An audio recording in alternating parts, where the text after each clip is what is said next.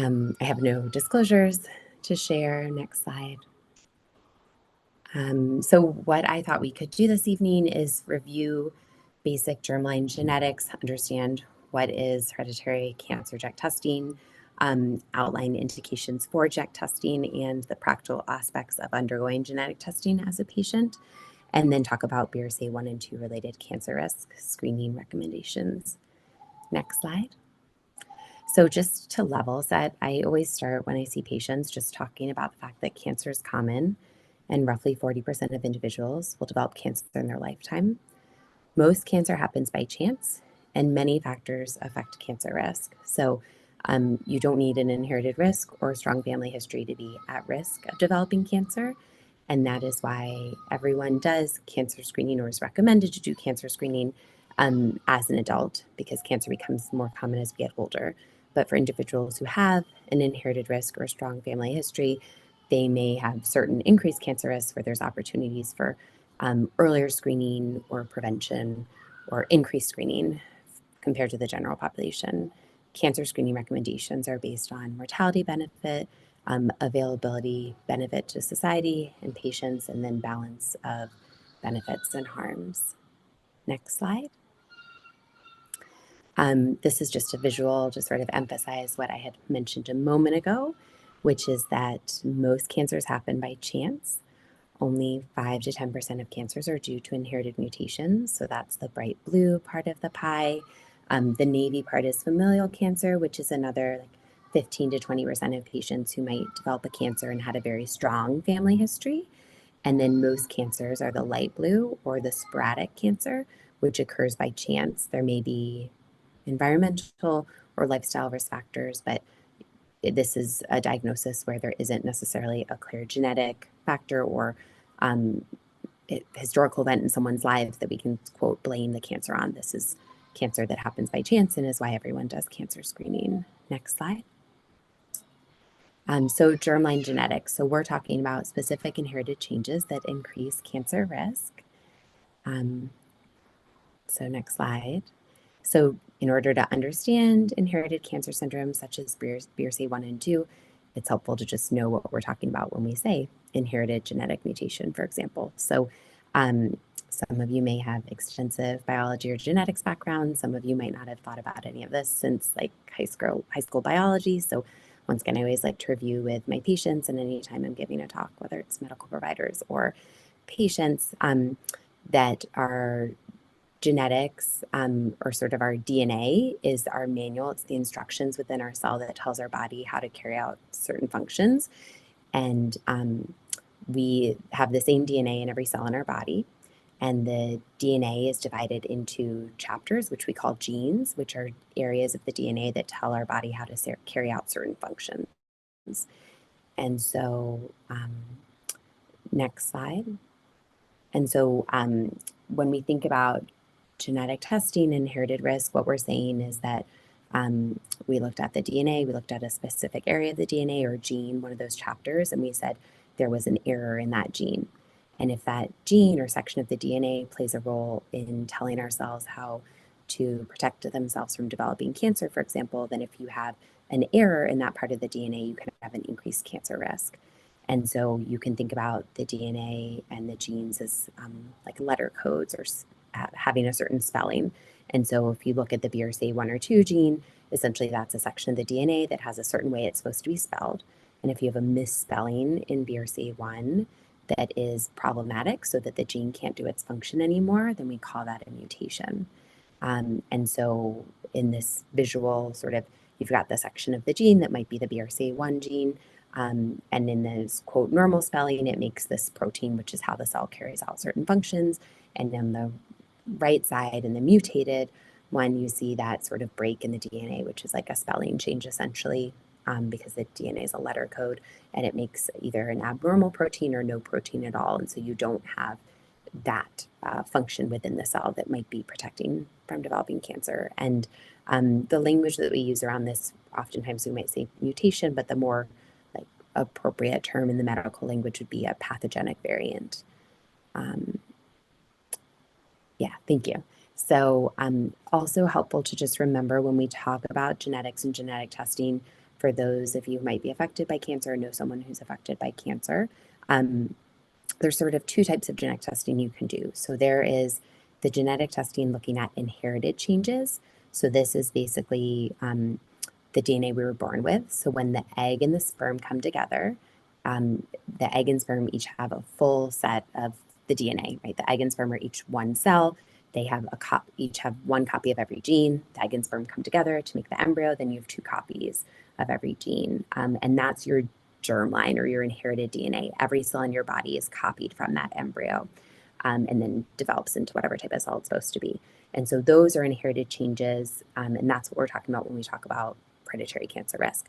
But when a cancer cell develops, the cancer cell can also acquire changes in its genetics. So that's called a somatic alteration. And that's what's, so on the left is the germline in this image, on the right is the somatic. So this is the egg and sperm come together. There's no mutation in the BRCA1 gene, for example. The embryo forms and then cells divide. And then later in adulthood, within a cell in the breast, or this image looks like maybe the pancreas or something, as the cells are copying themselves and making new cells, they have to copy all the DNA or the genetic material. And sometimes that spelling error or mutation can happen as the cell's copying itself. So a mutation that happens new for the first time in the individual in a specific organ is what we call a somatic mutation.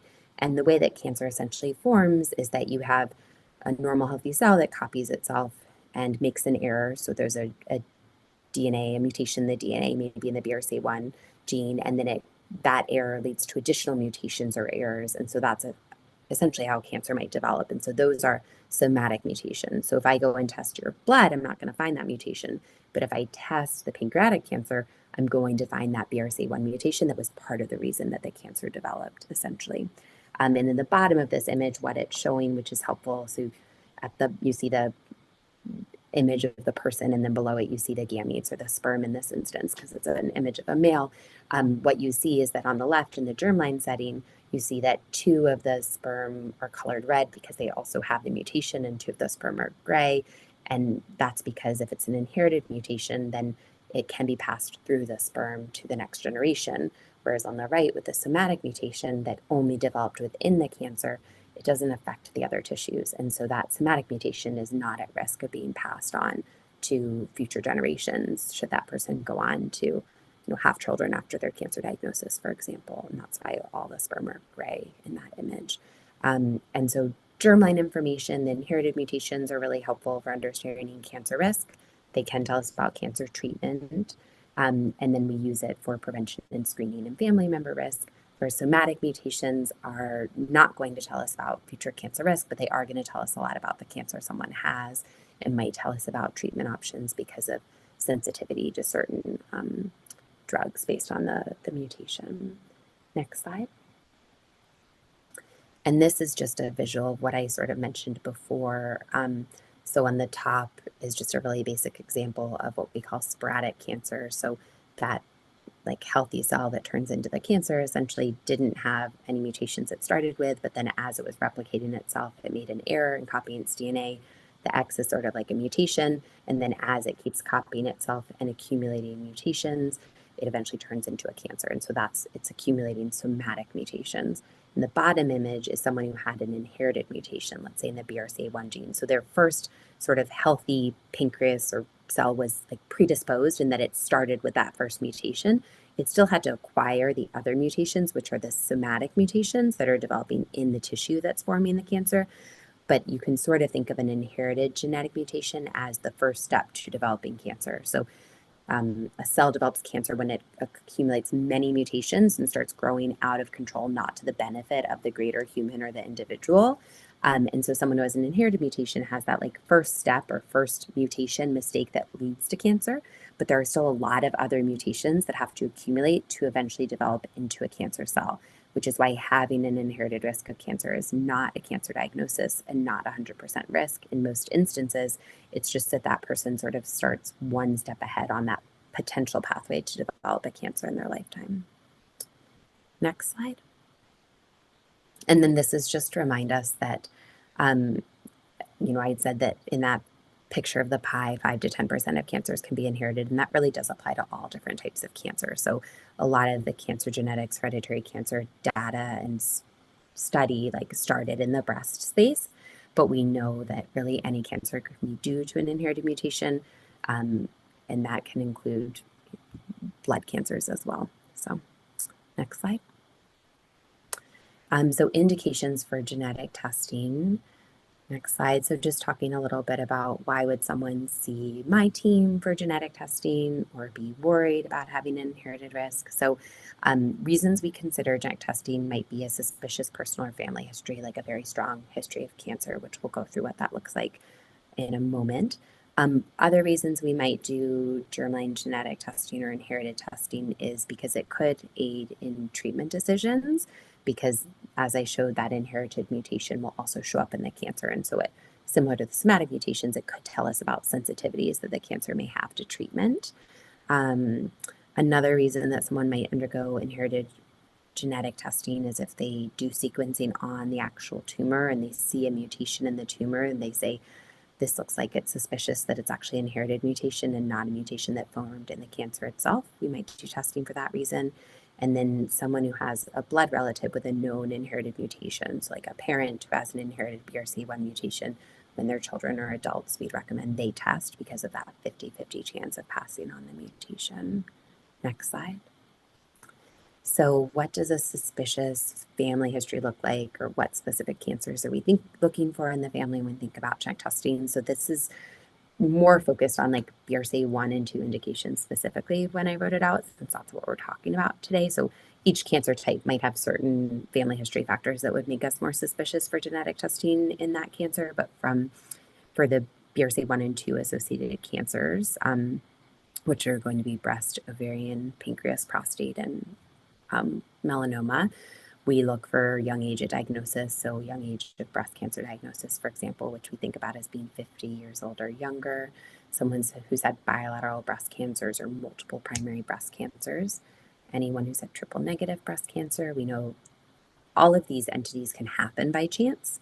It's just that the risk of there being an underlying genetic mutation is greater than that 5 to 10% that we talk about in the general population. And so that's why we think about doing testing when we see this history. Male breast cancer is another indication that I forgot to put on this list. Anytime we see metastatic prostate cancer, we think about genetic testing for BRCA1 and 2 and some other genes, because many prostate cancers are indolent or slow growing and won't go on to spread. And so when we see a prostate cancer that has spread, it might have a more aggressive signature, and that can sometimes be due to an underlying inherited mutation. We do genetic testing for all ovarian cancers because 1 in 5 ovarian cancers is due to an inherited mutation. So that's a much higher than the 5 to 10% I talked about for other cancers. We do genetic testing for all pancreatic cancers because it can determine treatment decisions. And so it's just sort of part of that standard care and workup. And that is true for other cancers now as well. Anytime we see clustering on the same side of the family, so like 3 or more women on one side of the family have had breast cancer, can be suspicious, although certainly the size of the family can play in. If you've got 20 women on one side of the family and it's 3 versus you've got 3 out of 3 women affected, that can obviously have different meaning. And anytime we see Ashkenazi Jewish ancestry and a history of breast or prostate cancer, we talk about genetic testing because there are certain BRCA1 and 2 mutations that we know are more common in people who have Ashkenazi Jewish ancestry. Next slide. This is actually a screenshot of the genetic testing criteria that we use in our clinic. This comes from the National Comprehensive Cancer Network, or NCCN, which are also the guidelines that my colleagues in oncology and surgery use for cancer treatment.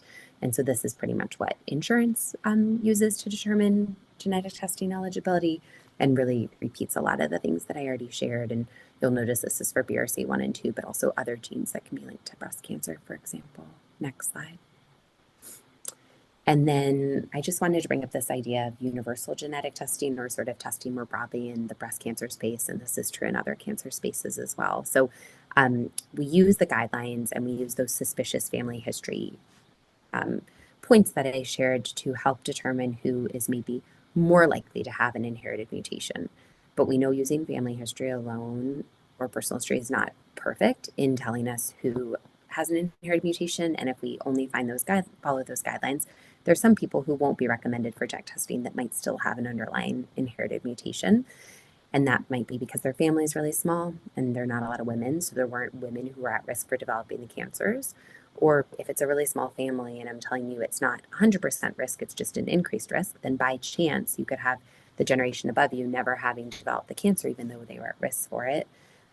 People who are maybe adopted or not in close contact with biological relatives wouldn't have the benefit of using family history to understand risk. And so there are numerous societies at this point who have said you could consider genetic testing for all women with breast cancer under age 65, or even the American Society of Breast Surgeons, ASBRS, which is the first statement, said you could really consider it for anyone with a history of breast cancer. So, this is just to say that I think genetic testing for BRCA1 and 2 and other genes, there's still guidelines to say who is maybe most likely to benefit, and that does guide some of the like payer coverage and things like that. But I think anyone who's interested in having this information can access it in this era of medicine by seeing a team like our own, or even there are some primary care programs that might offer genetic testing.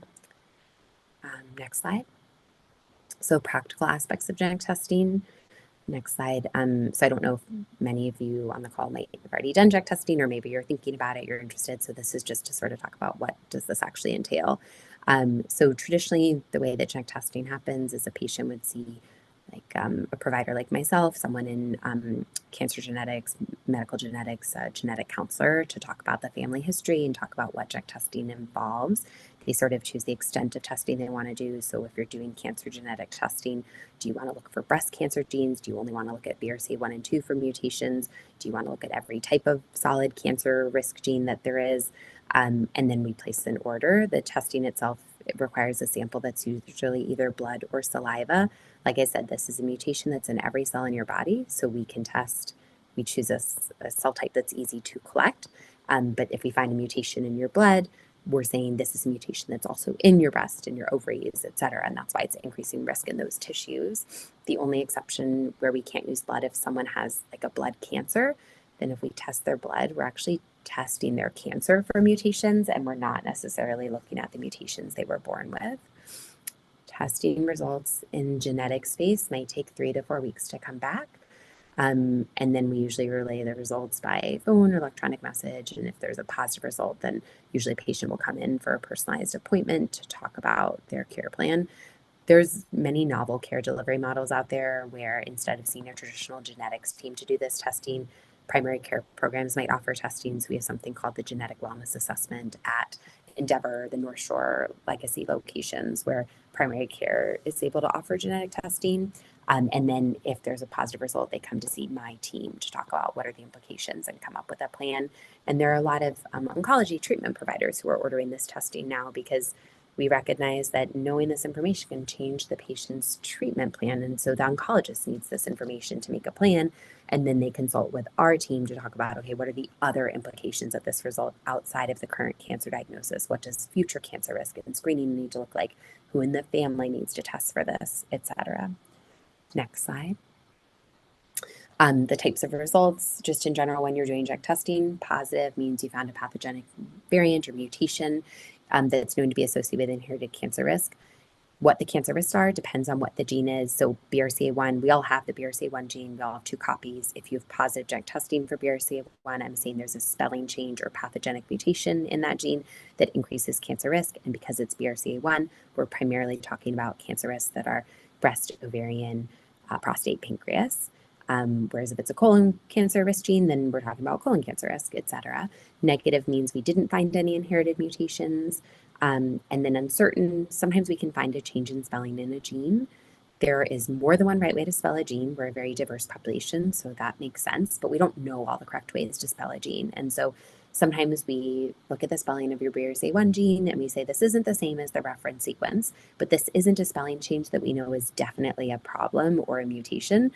It might be that the gene still works just fine with this misspelling, the way that you could misspell a word in a sentence and the sentence still makes perfect sense to someone's reading it. So an uncertain result usually doesn't guide cancer treatment or cancer risk. It's something that just needs to be further clarified over time. And we just tell patients to follow up with us in that instance.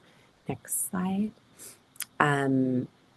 So I think I talked about positive result. I think the main thing to take home from this slide is just that having an inherited risk of cancer is not a cancer diagnosis. For someone who already has an associated cancer, it's an explanation for why they have that cancer. But for someone who's unaffected, it tells us about increased risk and offers opportunities for screening and prevention. But with the exception of rare genes, the risk is usually not 100%. It's just increased compared to the general population. Next slide. Negative, no mutations found. I just put the but there because it's really helpful to understand that if someone still has a really, really strong personal or family history of cancer, there could still be a genetic risk there. It's just that maybe the technology doesn't exist to find it in the genes we tested, or we haven't discovered the gene that we need to be testing. So, in our clinic, we offer the most comprehensive, up-to-date clinical testing that's available, but there are lots of researchers out there who are doing new gene discovery and new technology to evaluate genes. And so there's still unexplained families and there's more to be found. And so if there's negative testing, but a really strong family history, we might make recommendations based on family history without having a clear genetic explanation for the risk. Next slide. And then the uncertain results. As I said, the most important thing to know is that these don't dictate management. So if someone has a BRCA1 VUS, we're not going to tell them they have a BRCA1 mutation. But if they have a strong breast cancer history in the family, we might make recommendations around breast cancer based on the family history, for example. Most of these uncertain results will get reclassified to being benign, or eventually we determined as a genetics community that this is actually a normal variation, a correct way to spell the gene. We just didn't know that yet. Next slide.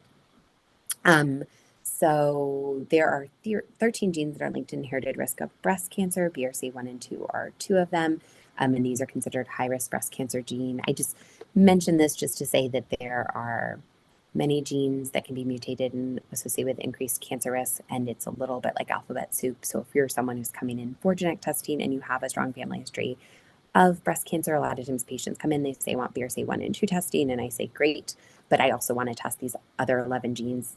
It's not expected for a patient to know all the genes that can be linked to inherited risk, but just recognizing that there are many genes and overlap between different risks. So, but we're going to focus now on BRCA1 and 2. So if you go to the next slide.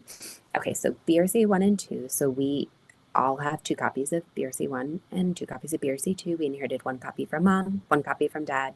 And if someone has a mutation, then one of their 2 copies in either of those genes was misspelled so that one of the 2 copies can't do its job as well as we'd like.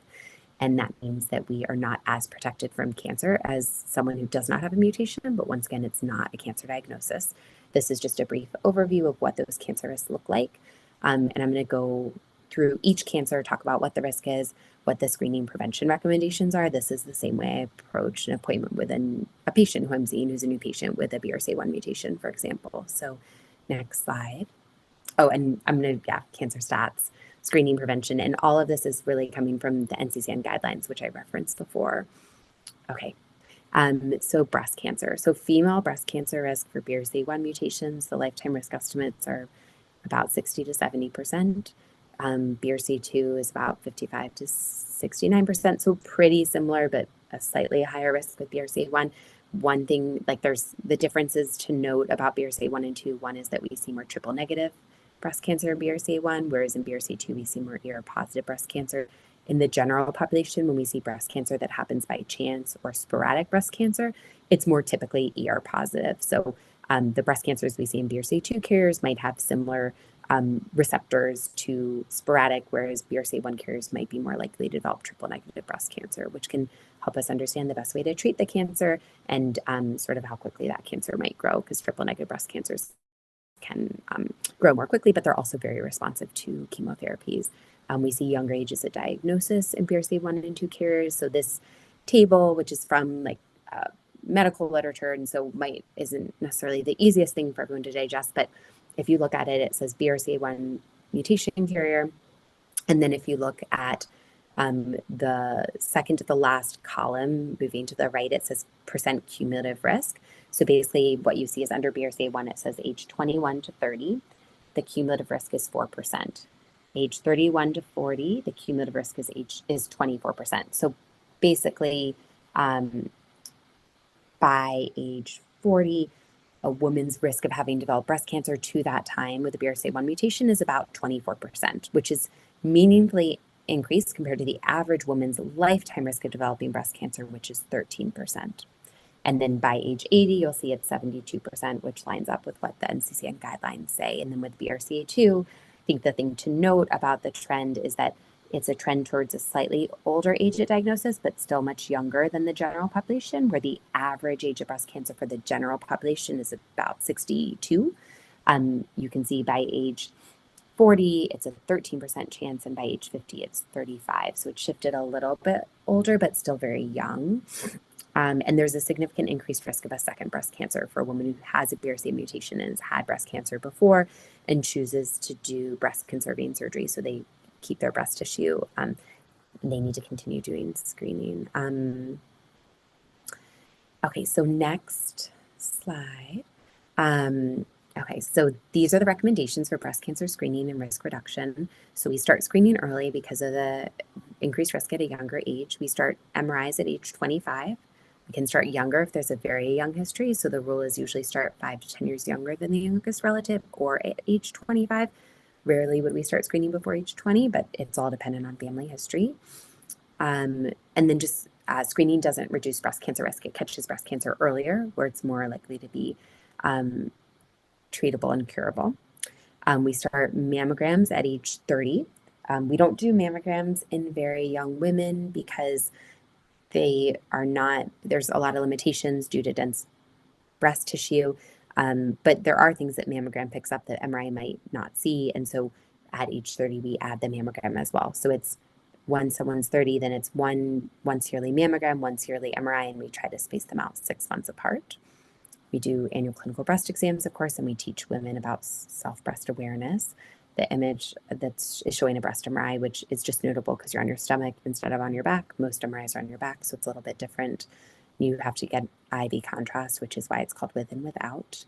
So the other option, if you're not screening, is risk-reducing surgery. Surgery reduces breast cancer risk by greater than 95%. The way I explain this to patients is just that when the breast surgeon does the surgery, even the most experienced of surgeons, they're not doing it under microscope, and they can't guarantee that every single breast cell is removed. So there's still a slight residual risk of breast cancer potentially, but it's very, very, very uncommon to see breast cancer after risk-reducing surgery. And so we don't do regular screening after someone's had surgery as far as imaging, but we do a physical exam and we do diagnostic imaging if there's a concern. Nipple sparing is safe for risk-reducing mastectomies, and reconstruction is safe. Screening and surgery are both acceptable and reasonable approaches for BRCA1 and 2 carriers, and it really becomes a personal choice. I think that's colored by someone's risk tolerance, their personal experience with their family, their self-image and how they feel about their breast. And the reason that they're both reasonable options is because screening is very effective at catching breast cancers early, where they're treatable and in most instances curable. So in studies to date, there hasn't been a meaningful difference or a significant difference in breast cancer-related deaths between the two groups, although you see many more breast cancers in the group that chooses screening because screening isn't reducing breast cancer risk. But that's why they're both felt to be reasonable options rather than having a medical recommendation that one approach needs to be taken over the other. If someone chooses screening long-term, then there are medications that can be taken to reduce risk. And that's something that's considered in a woman after she's also had her ovarian cancer risk management, which we'll talk about next. But just to say there are pills that can be taken to reduce breast cancer risk by potentially up to 50% chance, 50%, although they've not been as well studied in BRCA carriers. Lifestyle is important. I always tell patients avoid excessive alcohol consumption, ideally less than 1 to 2 drinks a week because it's like a dose-dependent risk. Don't smoke, maintain a healthy BMI, active lifestyle, healthy balanced diet. And then what age do we stop screening if we choose screening? The guidelines say to screen until at least age 75. My approach to any type of cancer screening is that if you're otherwise healthy, don't have a clear competing health issue or life-limiting illness where your life expectancy could reasonably be more than 10 years or more, and you would be fit to have treatment for the cancer we're screening for, then it's reasonable to continue screening. But if you're not able to tolerate any of the treatments or would not want to be treated based on your age and your goals, then someone might choose to stop screening after age 75, for example. Yeah, thank you. So, not to forget, men have breast cancer risk as well. Men have breast tissue, some men more than others. Lifetime risk of breast cancer for males, 1% for BRCA1, up to 7% for BRCA2. We talk about clinical breast exams with a doctor starting at age 35. Even if a man has a flat chest, they should still have a doctor examine their chest. And then just self-aware, like awareness, because men don't realize that a lot of men don't realize they can get breast cancer, and they might notice a lump and not realize they should say anything. So just having men know that they should say something if they feel something. And in BRCA2 carriers, we do talk about starting screening mammograms at age 50 because it's a risk that's an older age risk for them compared to the women, certainly. Next slide. So next I'm going to talk about ovarian cancer risk. So once again, what's the incidence? What are the stats here? So BRCA1 lifetime risk estimates range 39 to 58%. I usually, the 58 is a little bit high, but that's what the guidelines say. I usually say about a 40% lifetime risk. BRCA2, 13 to 29%. I usually say about a 20% lifetime risk. Ovarian cancer, the name is a misnomer because ovarian carcinoma, and it's usually high-grade serous carcinoma that we're worried about, can be in the ovaries, it can be in the fallopian tubes, or it can be the primary peritoneum. The current thought about the biology of the cancer is that it starts in the fallopian tubes, which is what this image is showing, and then it actually seeds other areas, the ovaries or the primary peritoneum, which is like the lining of the organs within the pelvis. And so this is just showing that it's felt that many of these cancers might actually start like in the fimbria or sort of that area that the finger-like projections there in the image. Next slide. So how do we manage ovarian cancer risk in BRCA1 and 2 carriers? So ovarian cancer screening is not recommended. The reason it's not recommended is it has not been shown to decrease or have mortality benefit. So screening can catch ovarian cancers before they're symptomatic, but it still may not be early enough to mean that it's a curable ovarian cancer. And so since we haven't seen a meaningful shift in outcomes with screen-detected ovarian cancers, we recommend surgical removal or prevention. Sorry, back one more. Sorry. Yeah, thank you. So risk-reducing removal of tubes and ovaries is also called risk-reducing salpingo-oophorectomy for BRCA1 carriers. We recommend that around age 35 to 40, although it may be younger if there's a very young family history, age 40 to 50 in BRCA2 because it shifted a little bit later. The surgery is removal of the tubes and ovaries. You do not remove the primary peritoneum, and so there still can be some residual risk, but it offers an 80 to 95% risk reduction. So it's a very meaningful risk reduction.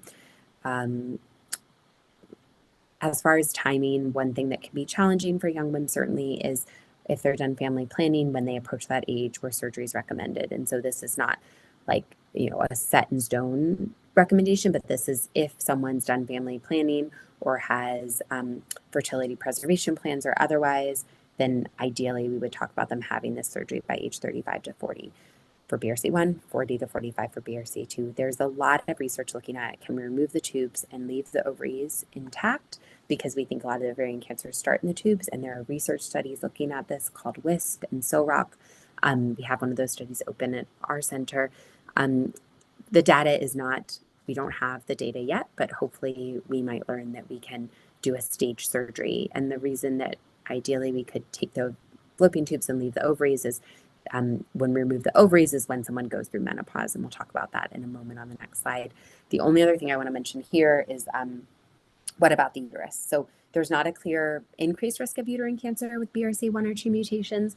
There's been a signal for potentially more aggressive uterine cancers in women who have BRCA1 and possibly BRCA2 mutations. But the current guidelines, because the risk isn't meaningfully elevated, so it's at about a 3% lifetime risk, which is what we see in the general population, there's not a clear recommendation to remove the uterus. But some women, if they're having surgery anyways, in discussion with their gynecologist, may choose to also have their uterus removed for various reasons. So next slide. Medical risk reduction. So we know taking birth control pills can reduce ovarian cancer risk, and so many young women might do that. Does birth control have a slight increased risk of breast cancer? It may, although that data is really mixed and the amount of risk is not definitively known. So we and because birth control is a good form, is needed for lots of reasons, whether it's birth control or having menstrual cycles for menstruating women, et cetera. Many women are recommended to take birth control. And then when we do remove the ovaries, we put a woman into surgical menopause. And it's much younger than the average age of menopause, which is about 52 years old. So we do typically prescribe hormone replacement therapy.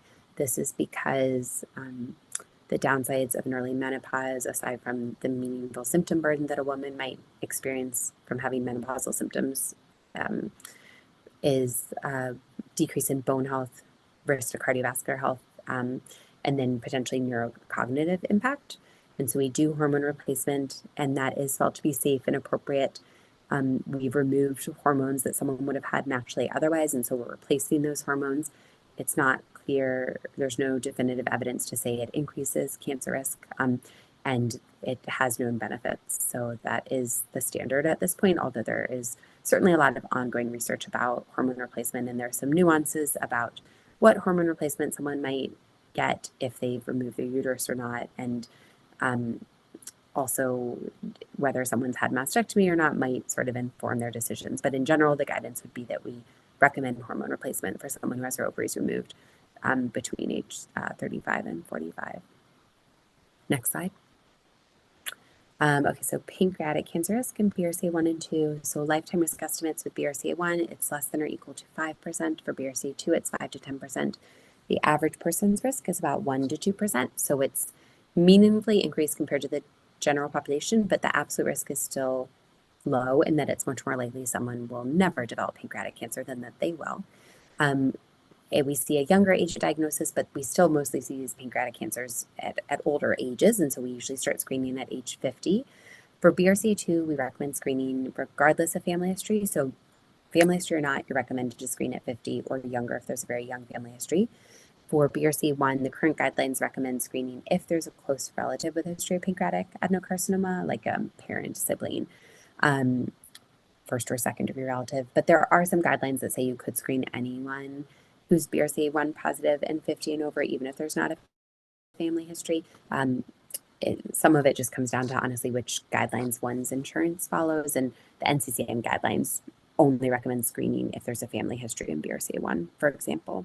How is screening done? So it's with visualization of the pancreas with either an MRI, MRCP with and without contrast, or something called an endoscopic ultrasound. This image is sort of to give a sense of what an endoscopic ultrasound is. So if you've ever had an EGD or endoscopy, upper endoscopy, they go through the mouth, down the esophagus, through the stomach, and they go into the small intestine with an ultrasound probe at the end of what they're probing with. They actually look at the pancreas through the lining of essentially the upper GI tract to visualize the pancreas. So the MRI and the endoscopic ultrasound complement each other. It's two different ways to look at the pancreas. Next slide. The goal of screening is that we catch pancreatic cancer before it's symptomatic. So we know that most people develop symptoms due to pancreatic cancer, might have very advanced disease, and historically, some of the best outcomes we saw in pancreatic cancer were people who were just incidentally diagnosed with pancreatic cancer because they had some GI complaint, they had an image of their pancreas, they found a mass on the pancreas. It had nothing to do with the reason the person was doing screening, but that led to a diagnosis of pancreatic cancer. So from that, there were studies that said, what if we look at the pancreas every year and we try to find those pancreatic cancers before they're symptomatic? And what we see is an earlier stage of diagnosis, which I've outlined on this table, and then that leads to improved 3 and 5 year survival. So in a screen detected group, you see a 73% 5-year survival, whereas in overall, so mostly symptomatically diagnosed patients, 5-year survival may be much lower, closer to 11% in one of the studies. Next slide. So prostate cancer, BRCA1 and 2, so lifetime risk for BRCA1 up to 26%, BRCA2 up to 60%, and BRCA2 most notable, there's a risk of more aggressive prostate cancer. So there's a lot of debate, I think, around prostate cancer screening, and for some older individuals where we know that we might see indolent prostate cancer in the general population or sort of not aggressive pancreatic prostate cancer, it's not always clear if there's benefits to screening when a man reaches a certain age. But for BRCA2 carriers, we know that there can be more aggressive prostate cancer. So in the general population, you might hear the term like this is a cancer that someone might die with, but not from, because it's not likely to spread. With BRCA2, there's much more concern that it would be aggressive and have a risk of spreading or becoming metastatic. So the screening is very important. We do PSA, which is a blood test, and then there are newer guidelines out to consider prostate MRI, preferably as part of a study. That's still really an area of research. And just like any other imaging, there can be false positives and changes on MRI that don't necessarily mean there's a prostate cancer, but there's a lot of interest in some newer data to say that adding MRI screening could be helpful to risk stratify someone or decide who needs prostate biopsy. Next slide. So the last thing I wanted to mention, so melanoma can be seen in BRCA1 and 2. I think the data around this and the guidelines have sort of backed off over time, just to say that we used to think there was a stronger association, and recent guidelines don't emphasize that as much. But I usually tell patients to have a baseline skin exam and sort of talk to their dermatologist about frequency to follow up based on moles and what they're sort of surveying. A lot of people find their way to dermatology eventually because of skin changes, and then minimizing sun damage. Risk to relatives. So I just wanted to take a few of the final minutes before I answer questions to talk about this a little bit. So if you have an inherited mutation in BRCA1, for example, we're seeing that one of your two copies of BRCA1 in every cell in your body has this mutation, and you have increased risk in the organs that are affected by BRCA1 related cancer risk. And then your sperm, if you're a male, for example, only have one copy of every gene because you pass on one copy to your child and your partner passes on one copy. So it's a 50-50 chance if the sperm that you pass on that leads to conception has the mutation or not.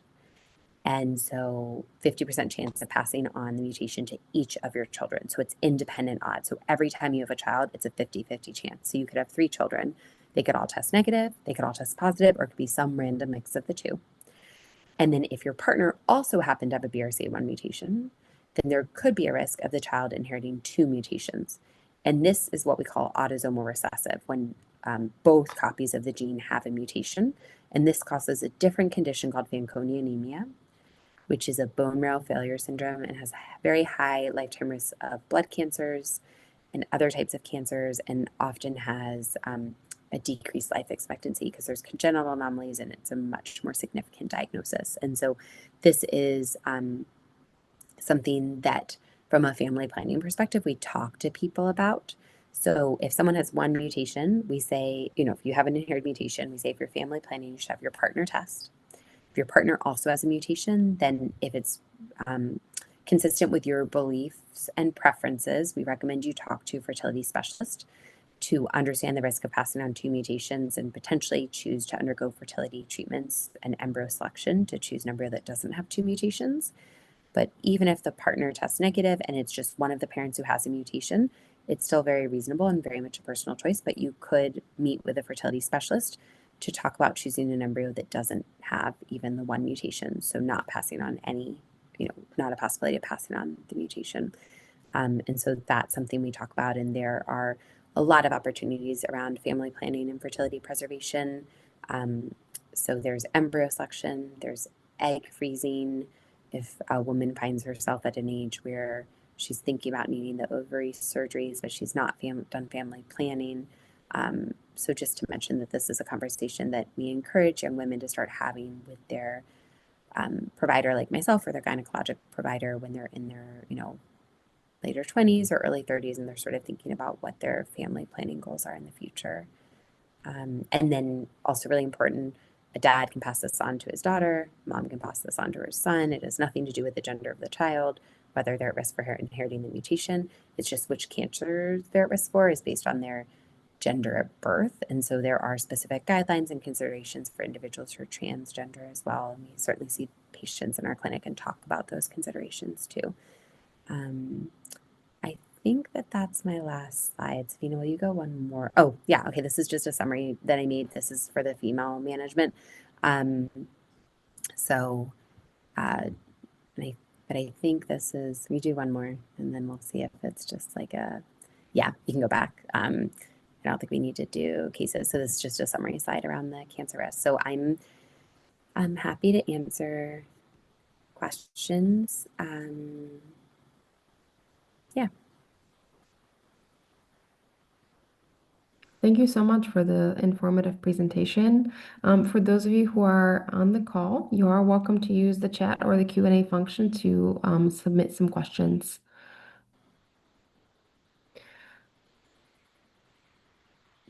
You mentioned a lot about kind of the screening and when someone would start screening based on the family history. What do you do, or how do you, interact with patients who maybe don't have their family history, Yeah. but they know they've had early loss, and uh, you know, relatives who've passed on a lot earlier than maybe they would have otherwise? Yeah. So, I always tell patients that like the family history is just one piece of the puzzle. And if we don't have that information, that's okay. We can still make a good screening plan. From a genetic testing perspective, I think there are a lot of people, especially as genetic testings become more readily available and less expensive, who are choosing to do genetic testing, understand if they have an inherited risk, um, because they're not able to ask family and see if there's like a pattern that's suspicious. And then for someone who has an inherited mutation, mean, there are really clear guidelines about when to start for most of these cancers, and for most diagnoses, we're recommending screening or prevention well before we're expecting to see the cancer. And so I think you're still getting good coverage and good screening, even if you don't have the benefit of knowing that family history detail, just by starting breast MRI at age, um, 25, for example, having one's ovaries removed between age 35 and 40 for BRCA1, we really know that the ovarian cancer risk increase doesn't really become meaningful until 40 and over. So, yes, there are rare exceptions. There are cases where people are diagnosed earlier, but for really the vast majority of women, that's going to be plenty early. And it's all about weighing the risk and benefit from like a population perspective. Thank you. What does the process look like if someone were interested in kind of doing that screening? Who would they talk to first? Is that a conversation that you would recommend with their general practitioner or a genetic counselor? What would be the process? Yeah, so I think most of the time it's a conversation that comes up with their primary care doctor, or for women with their gynecologist. There's a new guideline that says that like every woman should have a conversation around breast cancer risk by age 25. That's, I think, a lot to ask of primary providers and gynecologists who are covering a lot of other things, but taking a brief family history, and then the providers or their patients saying, look, there's breast cancer in my family, I'm worried about my risk. And then oftentimes, they will get referred to a specialty team like ours. Some primary care providers are more comfortable and have the time and capacity to talk about genetic testing, and we have a unique program, as I had shared, at like the North Shore sites of Endeavor, that will be everywhere, but it's just a matter of like us building it across the system, where primary care doctors are um, able to deploy a questionnaire, and patients can have genetic testing ordered by their primary care provider. Um, but usually, yeah, it's a conversation that the patient props or the primary brings up based on the family history. And then it's a matter of seeing a genetic specialist to talk about what one wants to test and get that order placed. Thank you. A question that was just submitted. As someone who carries BRCA2 mutation, I have been hoping for a comprehensive multi-cancer screening panel that covers all the cancers associated with my elevated risk. Do you think a test like that could become available within the next 5 to 10 years? Um, I think so. There's a lot of interest in blood-based cancer screening. These are called multi-cancer early detection tests, and there's one on the market currently, um, which is called the Gallery Grail test, and it's so it can look at like up to 50 cancers, and um, you can visit the website to see the sensitivity and specificity for certain types of cancer. But this technology is out there. It's looking at circulating DNA signatures, and I think there's a lot of people doing research. There's a test on the market called PancreaSure that specifically looks at pancreatic cancer, for example. We have a study at Endeavor with one of the other multi-cancer early detection tests, which is called the Falcon study. So it exists. It's not part of guidelines. It is not clear that it is better than the screening that's recommended. So it should not replace standard screening. It would supplement it or be in addition.